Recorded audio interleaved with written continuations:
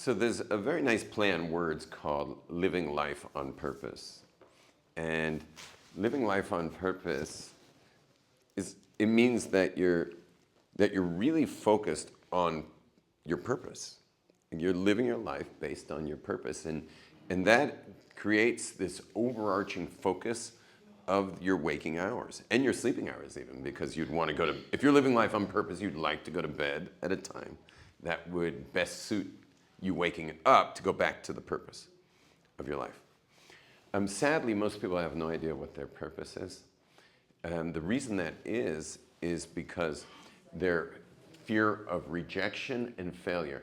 The fear of rejection and failure are the main cause of not living life with a purpose, meaning people not knowing their purpose. Like, for example, can anyone in here raise their hand and say they know exactly the specific reason they were created? And I'm talking about outside Judaism, because you have Jewish and you have Jewish. You have Jewish is your Jewish responsibilities, which is a very important purpose, but you also have why you individually were created. And that's got its own very specific tasks that were assigned to you, and you were brought to this world to fulfill. And in fact, when you die, if you aren't fulfilling both, you're busted, totally busted. So meaning every person's born with a hook in their mouth, and God's the fisherman. And you can swim as long as you want. You can go 80 years swimming out there. But when you die, he will reel you in. And when he reels you in, he'll have two questions. One question, were you Jewish? And the other question, were you Jewish? Jewish and Jewish. So you imagine some secular guy, he's got a tattoo that says mom on it, his pink hair and all kinds of body piercings, and he gets up there and they say, were you Jewish? And he's like, there was no more Jewish than me. I mean, this is one of a kind, And they're like, okay, very good. And were you Jewish? And the guy's like, oh, boss, who said anything about Jewish? Was your mother Jewish? Yeah. Well, you missed it. Okay, back in the pond. Pulls his hook out, back in the pond. Or a guy comes up, Haredi guy, he's got his black hat, he's got his gargle on extra tight, and he gets up there and he says, were you Jewish? He says, Yesh me Rabba. Like no one was more Jewish than me. And he says, well, were you Jewish? He's like, Jewish? What's Jewish? Well, God created you individually. Are you like your siblings? No. Are you like the guy sitting next to you in shul? No. Every person has their kochos, and it's a specific task you were given. So God takes them, throws them back into the pond. Try again. So we got to answer for both. We have to answer as Jews, and we have to answer as individuals. The reason we don't know why, the reason we don't know why we're living, meaning the reason we don't know what our purpose is because that, I'm only laughing because the last time I said this, no one paid any attention because this other guy walked in to get his B'nai Yissaschar. So the reason, and then the second I said it again, I go, I'm going to repeat it, and I felt bad for the people watching because they're like, you already said this, but no one in here listened. And I just want to segue for a second. Why is it that a man walking in here takes all of your attention away? And every single person looks at that door. And I'll tell you what you all say the second you look at that door is, what is the threat? Watch. Don't look this time. Don't look.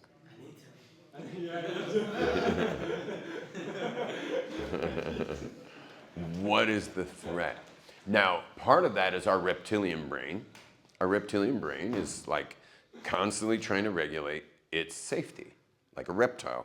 The lizard is sitting and enjoying the sun on a rock, but he only gets that regulated because he's staying at the same time hyper-aware of his environment. He's got a bird's eye view of the birds who could easily come down for lunch and just swoop them up and take them away as a little, breakfast or something, or a lunch. He doesn't want to be someone's lunch. So when that door opens, we are all hyper-aware of the person walking in. And you know what you all do? You all go look at him and you digitally scan his face. You quickly scan his face for his intentions. and you're checking out his intentions. And now, obviously, we're in the deepest part of a yeshiva. So there's a lot of room for anything dangerous happening between the street of Shomron and us. No one's going to make it back here, you know, with bad intentions. But nevertheless, we scan them because we're scanning them for another thing. And that other thing is that we're scanning them for how do we add up to this guy walking in the room? How do we add up? Meaning, you know, there's a lot of categories of comparison. There's looks, there's wealth, there's knowledge, there's knowledge, there's wisdom, which is different than knowledge. There's strength. There's background. You know, yichus. There's so many categories, and we don't know who the guy is, so we just kind of quickly add him up, like size him up from the outside, and say like, where would I stand? You know, compared to this guy. You know, how safe am I? It's back to our safety. It's a different safety, though. It's not a safety of like whether we're under attack. It's a safety of would my self-image be at risk here? And then you size the guy up real quick. You see that your self-image isn't at risk. And then you come right back to the class having heard nothing for the last like 20 seconds. And that's what happens every time that door opens. And that's how fragile we are, that we have this thing going on constantly because people are everywhere. You can't get away from people. No matter where you go, there they are. And you want to walk into any social environment where there's more than one person, maybe 20 people or 30 people or 100 people, it's a wedding with 500 people. You are walking into a gauntlet of social danger, of how do you stand up to this? How do you, meaning where are you on the meter of all these different categories of social acceptance, I suppose. Which is a good reason to be very nice to people.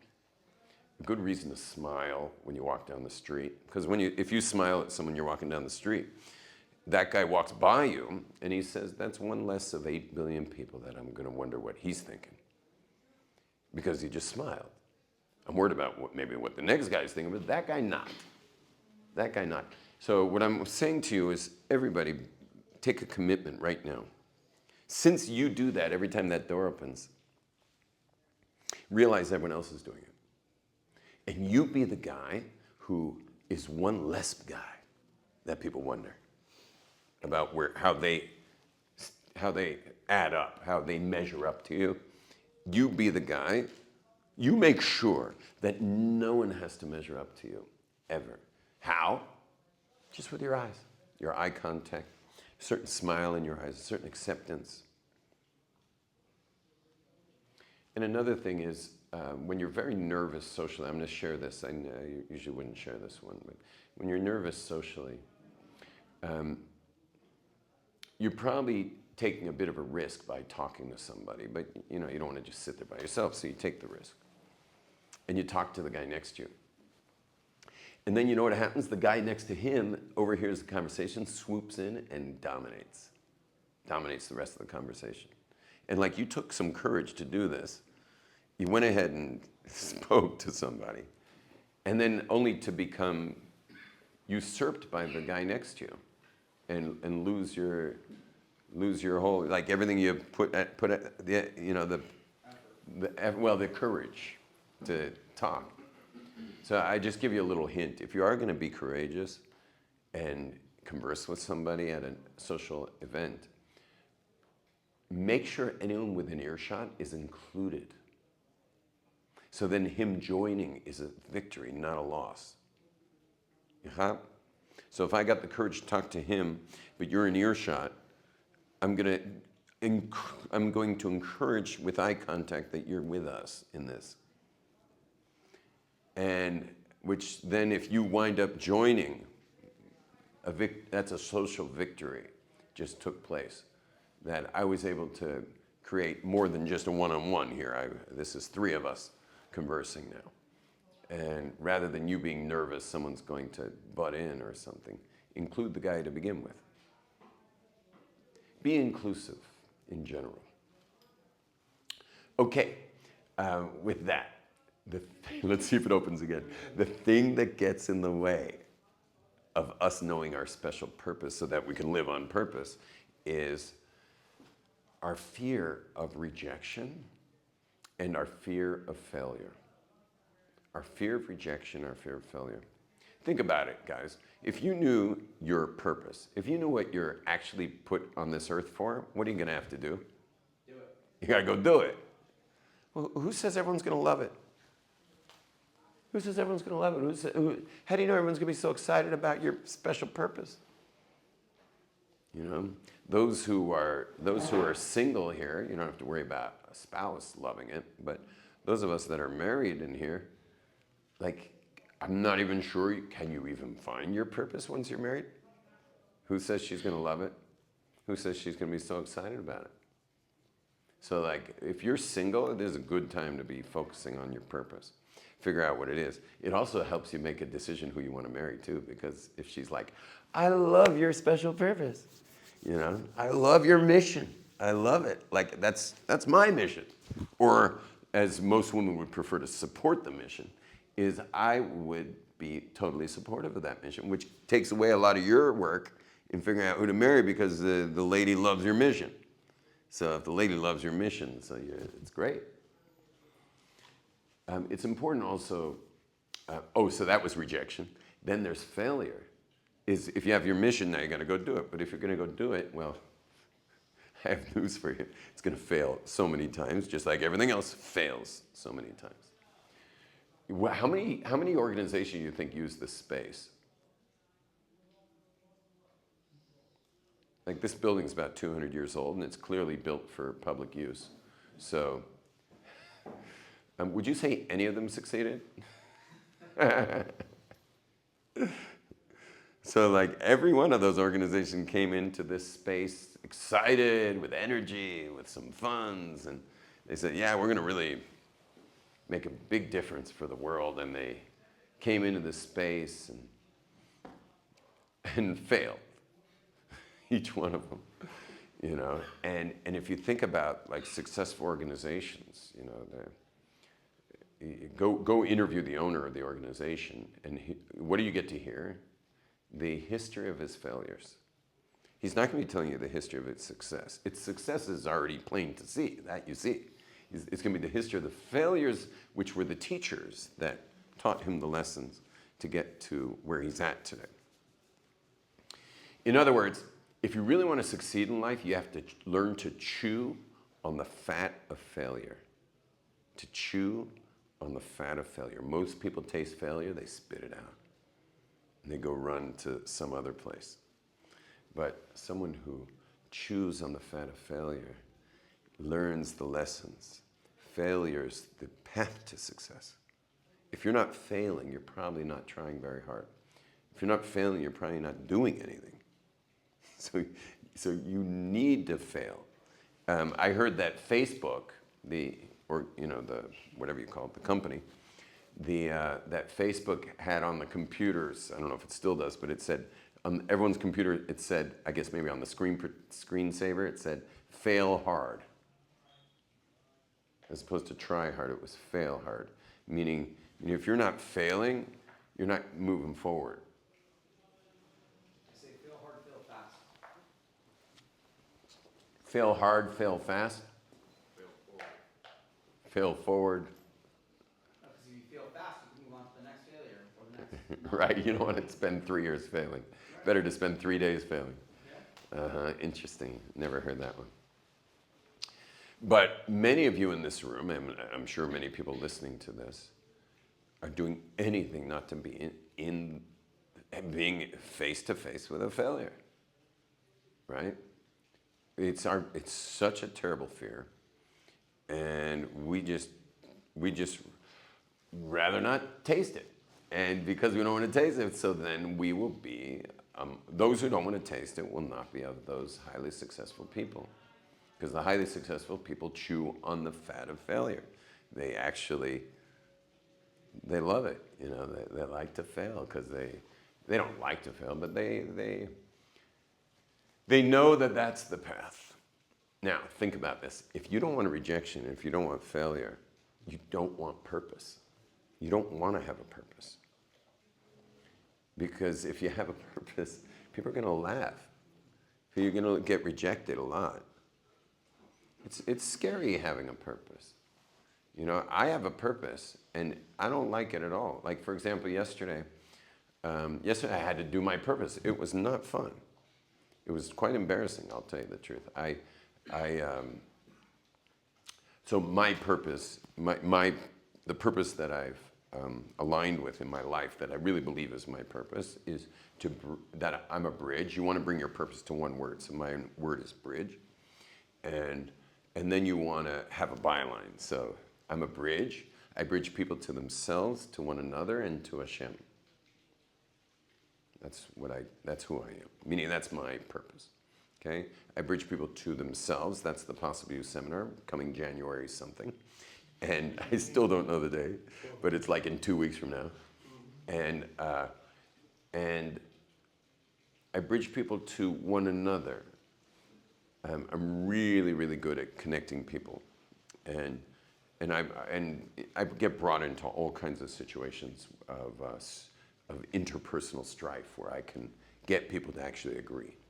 And I'm also known to have families come back together that have been disconnected, children who've abandoned the families that have no longer talked to some black sheep kid in their family. I put them back together.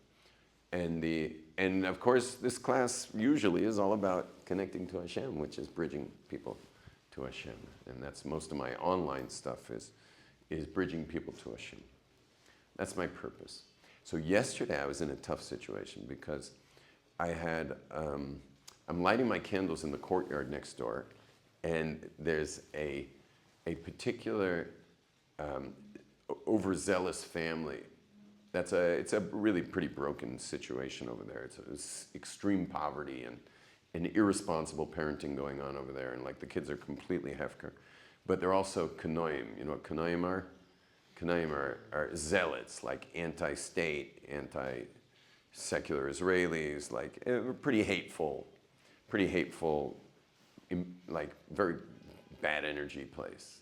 So it's just it's like, I don't know, about 10 kids living in 2 rooms. It's literally 2 rooms. There's a front room and a back room, 10 kids, and, you know, in these kind of absentee parenting situation. Anyway, so the kids are now yelling to these secular Israeli groups who are down in the courtyard looking at the Hanukkah lights. They're yelling the words, hachutza.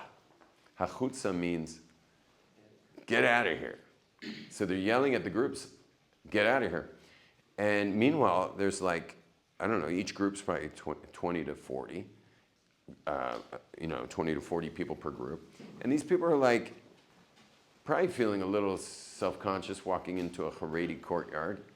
And, you know, they've come to Jerusalem from all over the country to enjoy the lights of Hanukkah. And everyone's pretty PTSD in this country from the war. And like now they got to get thrown out of this Haredi courtyard by a bunch of kids screaming achutza. So what do you think I did? You think I stayed in my apartment, or do you think I went out? So I believe me, I wanted to stay in my apartment. I did not want to deal with these kids at all. But I just said, you know what? I'm a bridge, and my purpose, even though like I so don't want to do this, and I just marched right into that house. I was literally walked into their salon. I didn't even ask to come in. I just walked right in. These kids, I think, made in their pants. And for 10 minutes, I let them have it. 10 minutes. I mean, I put the fear of God in these kids, you know, for 10 minutes straight. The father wasn't there. The mother was just like, you know, I mean, she just always looks like she's afraid child services is going to come take these kids out of there. So she's just, oh, I think she's always panicked. And anyway, I just let him have it. But you understand that, can you imagine getting bawled out by me? Like, that'd be an experience. I'm jealous of my friends. One day I had a cold. I didn't get to go out with all my buddies. And they managed to put O.J. Simpson's son in the hospital. I guess, I don't know what they were smoking, drinking, sniffing. I'm pretty sure it was cocaine oriented. But eventually they realized that O.J.'s son, Jason, who was a classmate of ours, had to go to the hospital over this. He was clearly ODing, so rather than just having him die and running away, they brought him to the hospital. But the next day I was pretty upset that I missed that night, because they said they sat on a bench at the hospital and O.J. Simpson bawled them out for like 20 minutes, just screaming at my gang. It was my gang. Like, normally Jason isn't part of our gang, but the one night I wasn't there, Jason Simpson was there. So they all got bawled out by O.J. Simpson, and I missed it. Yeah. Anyway, I have a lot of stories like that growing up in LA. So anyway, so you got to realize that that's in the way. So what do you got to do? You got to deal with your fear of rejection, and you got to deal with your fear of failure. You get that? If you're going to figure out your purpose, you have to get rid of your fear of rejection, and you got to get rid of your fear of failure. How do you do that? How do you get rid of your fear of rejection? Yeah.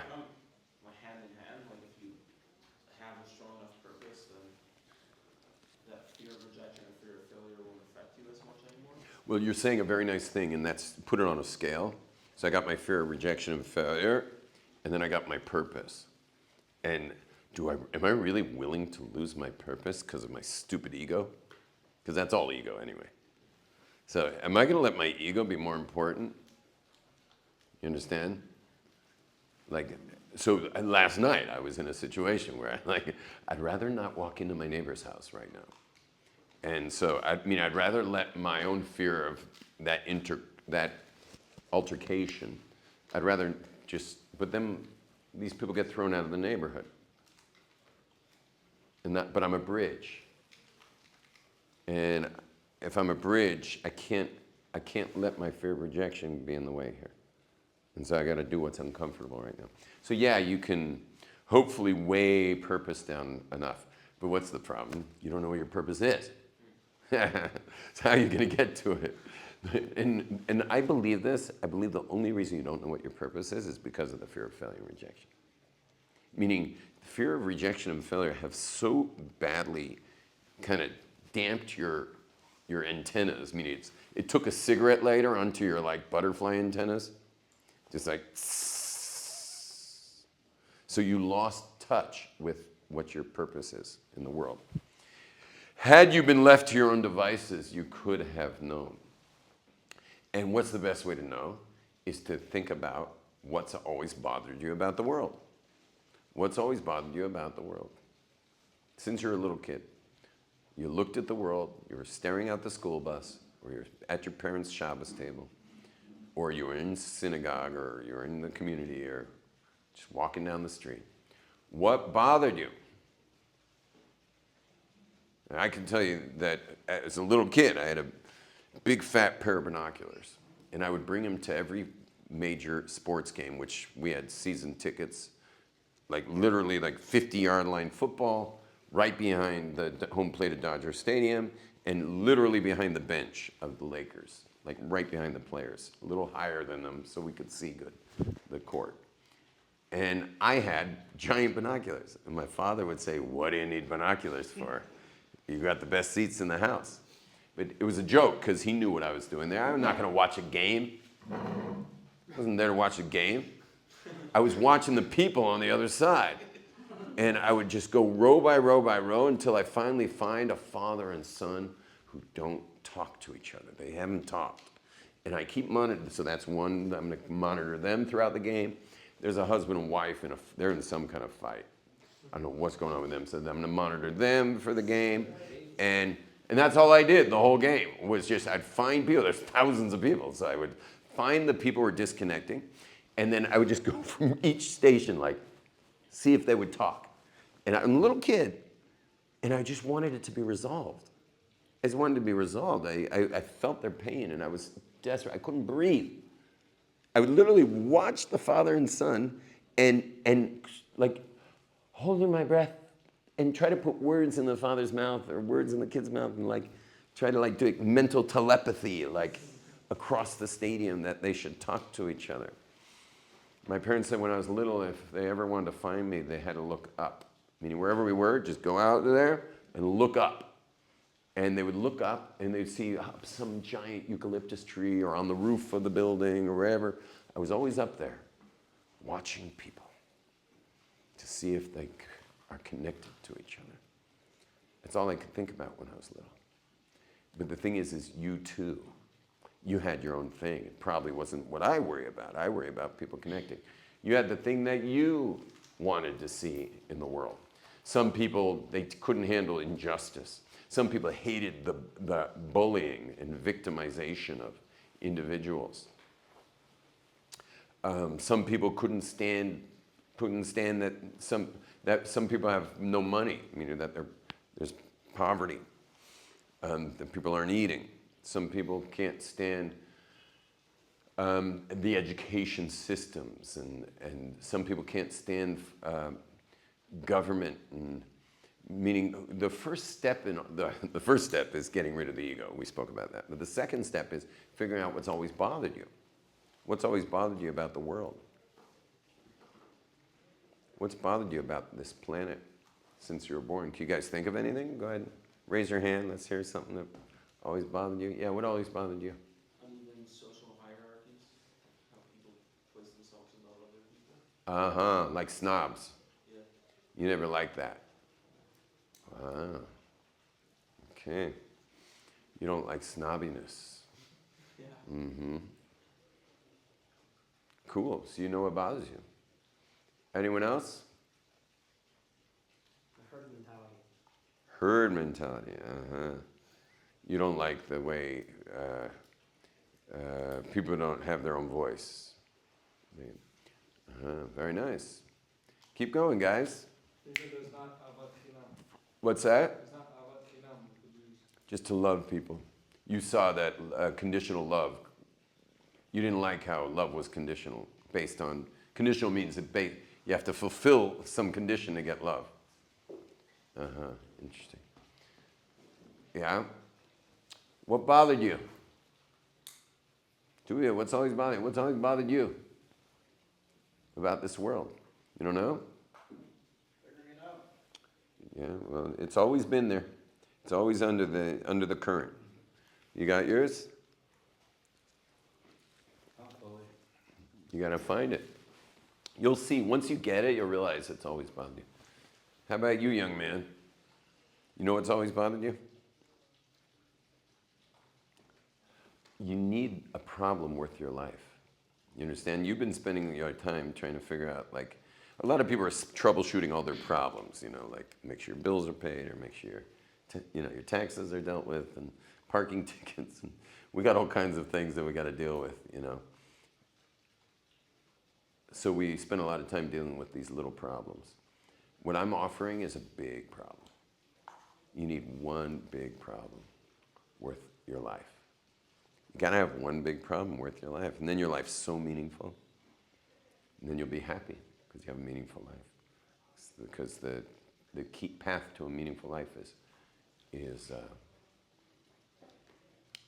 having path to a happy life is having a meaningful life.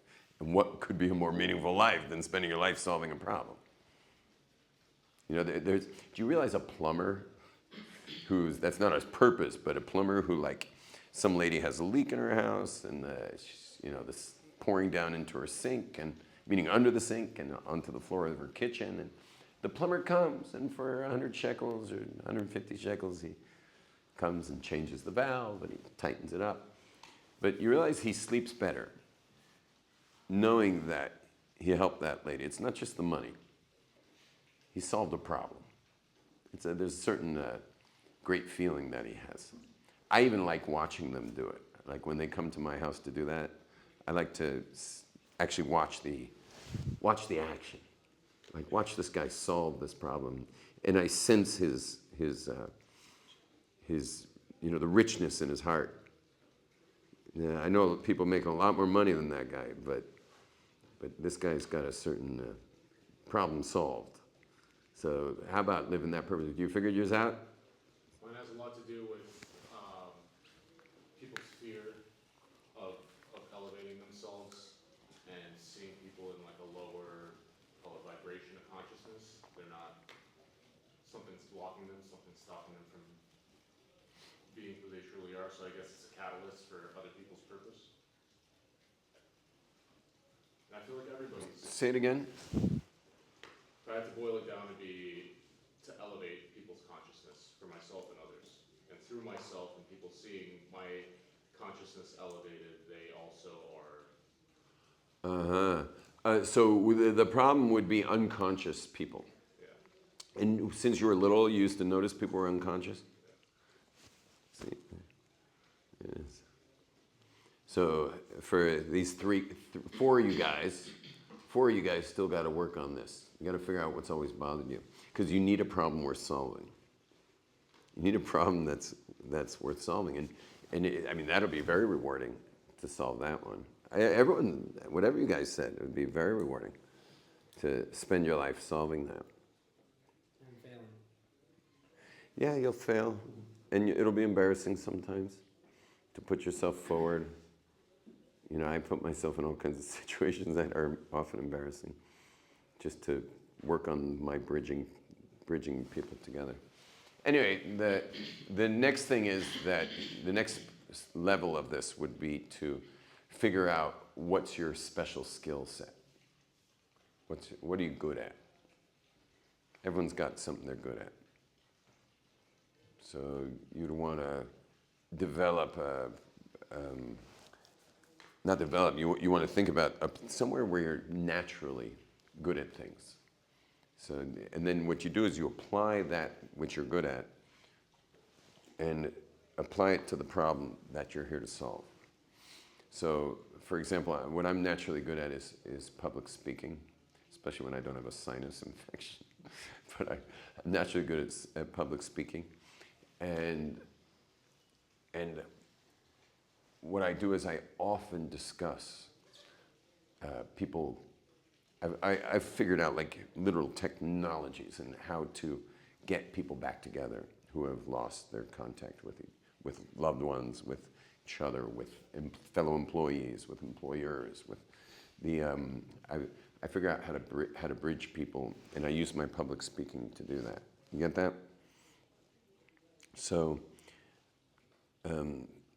that's the next step is you figure out what your skill sets are, and then you apply your skill set to the problem, and then what you want to do is nail the purpose to one word. You want to get the purpose down to one word. One word purpose. So mine's bridge. You know your one word purpose? It takes a little time to get it down to one word. Yeah. A lot of what you're talking about is a purpose that involves mostly, the outside world other than yourself. Yeah, purpose is totally beyond your life. It'll even outlive you. It'll probably be, whatever you choose as your purpose will probably get bigger when you die, not less. Yeah, the purpose has nothing to do with you. So doesn't that connect to the overall purpose of maybe the world and other people? Like yours is bridge that helps connect to other people's purpose. Would you say that they're all intertwined?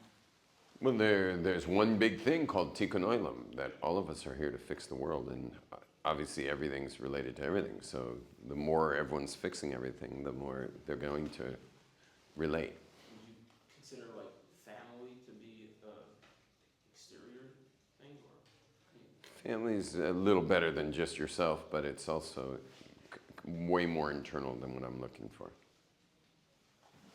Yeah. By the way, I'm not talking about how big the purpose is. The purpose could be only the feeling people get when you walk into a room. It doesn't mean you're now running a giant tax-deductible organization with 10 branches. You understand? This can be as big or little as you choose to go. It's up to you how big you play it.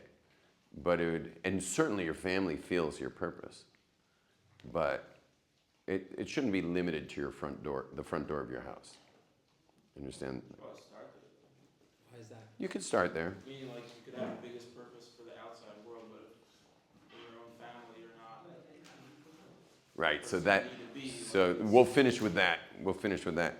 There's two games of life. There's an outer game and an inner game, and so you have to be very careful not to be a bluffer, because people with big outer games generally have really bad inner games. Your inner game's your inner private life, and your outer game's the world, the game you play out in the public world. So like famous big outer game bluffers are like politicians, musicians, professional athletes. And that's why you'll notice that the tabloids, like the gossip newspapers, are full of these, this one broke up with this one, they got divorced, and they, a good example of this is, what's that guy's, the one who owns Tesla? Elon Musk. Big outer game. His inner game is, like, how many times has that guy been married? He's got 12 kids, or did he just have another kid? I think he might have had a 13th kid. Minus one though, because he said his son that became a girl. He said his son is dead. Yeah. So that was very popular on social media. That guy's nuts. Like he just. That son is dead. You know about this? Yeah. So anyway, So he's a great example of a big outer game and an inner game that's, he does have, what's it called? Asperger's, which is on the spectrum of autism. So it's like, we're not expecting autistic people to have an amazing inner game. It's a big challenge. For an autistic person to have an amazing inner game is like, maybe above and beyond what we'd be expecting from him, but whatever. It's still an example of a big outer game. So it's really important that someone who knows their purpose doesn't wind up using his purpose as a smokescreen for his lack of inner development. You have to be developing yourself the whole time. If you have a big outer game, if your big outer game and your inner game is crummy, it will implode. Hashem has a way of causing everyone who has a small inner game, meaning their inner game is undeveloped, but they got this like big fat outer game. Hashem has a way of just having them just become a public embarrassment. It happens in the Jewish world a lot. Your friend's father, O.J. Simpson. OJ, big outer game, not a good inner game. Yeah, and his inner game was really not good. But we've also had I think there was a guy, I'd never heard of him until he took his life, as Waldman, maybe was his name. Was there a Jewish author named Waldman? Walder? Yeah. You could tell I'm Balchuva not knowing who that is, because I'd never heard of that guy in my life. I only heard about him when he was already dead. But that's a Jewish example of a guy who had a big outer game. He was an author, like a big author. It's the writing weekly publications. Weekly publications, children's books, therapist. A therapist spells if you separate the and the rapist. Was he getting together with his clients? Was he having kids? He was a child therapist? Whatever, there's more details than I'd probably ever want to hear about. So anyway, the bottom line is classic example of a big outer game. And then there was the head of a Jewish organization, another one. Was it Zaka? What was that guy's name? Yeah, didn't he also take his life? Yeah. Allegedly. Yeah, and, maybe not. Are there theories that he was killed? No problem. Jeffrey Epstein. Anyway, but he was another big outer game guy, and I don't know what he got caught with, but I imagine it wasn't something that anyone wants on their resume. And I love being aloof from all this stuff. Like I never heard of that guy either until he died. And So what about the other way around? another one just died too. I was just at a shiva last week of another one with a big outer game, and his inner game was just disastrous. It's pretty big deal, you know. Like we should all know that when someone makes fun of personal growth, you ever had a friend who like smirks? He's like smug about people who go to personal growth books, personal growth seminars, personal growth anything, you know, personal growth gurus. Anyone makes fun of that stuff, like you might as well just knock the wind out of them. You know, just give them a big like, you know, just watch them go like. But anyone who makes fun of personal growth is, you know, all you have to do is just say, when he's making fun of it, just say, hi, what's his last name, Walder? Was it Walder? Just say, hi, I'm Walder. What do you think? You think he could have maybe benefited from some personal growth programs? You know, maybe work on himself a little bit? Would that have been helpful? So, You tried? he didn't try. Believe me, he didn't try. Yeah. I feel like the other way around is much more common when people work on the inner game, struggle to apply that to the outer game. Do you have any? Oh yeah, sure. Yeah, you meet these inner game guys all the time, especially in the Jewish community. You know, excuse me.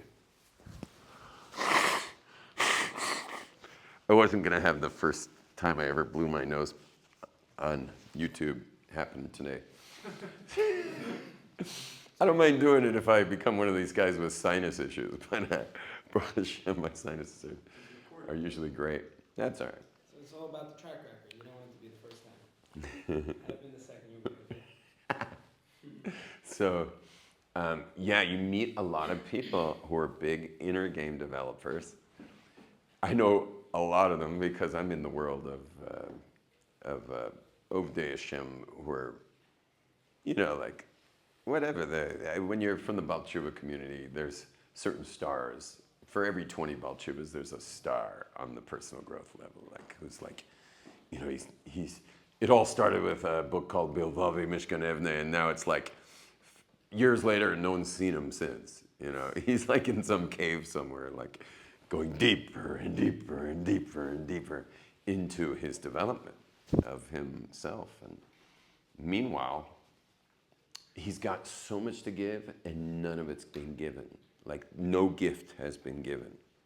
I know so many people like this. They're so, like, heavy. Meaning they just, all they do is fill the thing. They don't give it out. You know, there was a guy like this at Aisha Torah who sat for so many years. We used to always say to him, like, when are you, because in Aisha Torah, if you know Aleph, you teach Aleph. If you know Bet, you teach Bet. If the only thing you know is Lamed, well, go teach Lamed. You know, like, you don't ever sit on your knowledge. You must teach it. You can't know anything without teaching it. And so that was our whole brainwash at Aish, that you have to teach everything you know. So there was this guy at Aish, hiding out there for many, many years, who was learning and learning and learning and learning and learning and learning. Like, this guy could learn, like, literally all day and all night. And he opened the Beis Midrash in the morning, he closed it at night. So we used to go up to him, and I mean, I'm going to give his name because I'm so mad at him for not going out to teach. Anyway, so we would go up to him once in a while, like once a year. You got to do this. You go up to him and say, Gedalia, when are you going to actually teach? And when are you going to get out of here and go, like, make a difference for the planet? You know what he'd say? He'd say, when I can think like a Jew. When I can think like a Jew. A lot of people who are raised not frum come into Torah and realize that we don't think right. We don't know how to think like a Jew. And it was his belief that if he would sit with Chazal, for our sages, for hours and hours and hours, for years upon years upon years, that eventually his brain would stop with its goyish way of thinking and start to think like a Jew. Go ask him, man. Anyway, but today he's out there. He became a therapist, and he's one of the best therapists in Jerusalem. He and I were the first people ever trained by the great, famous Russian hypnotherapist named Efim Sfirsky. When he was training us, this guy had 1 million people in Russia listening to his weekly, psychology hour on the radio in Russia. We were the first 2 English people trained by him, but he continued in the work. I can't stay focused on one thing for more than a few hours, so I worked in it for a few years, but then I spun off into the possible use seminars and all the work I do since then. Anyway, he now gives big time. It's like a year waiting list to get into him. Of course, you have to pay probably $200-300 to get what he's got to give, but Like a Jew, bro. yeah, he thinks like a Jew, bro.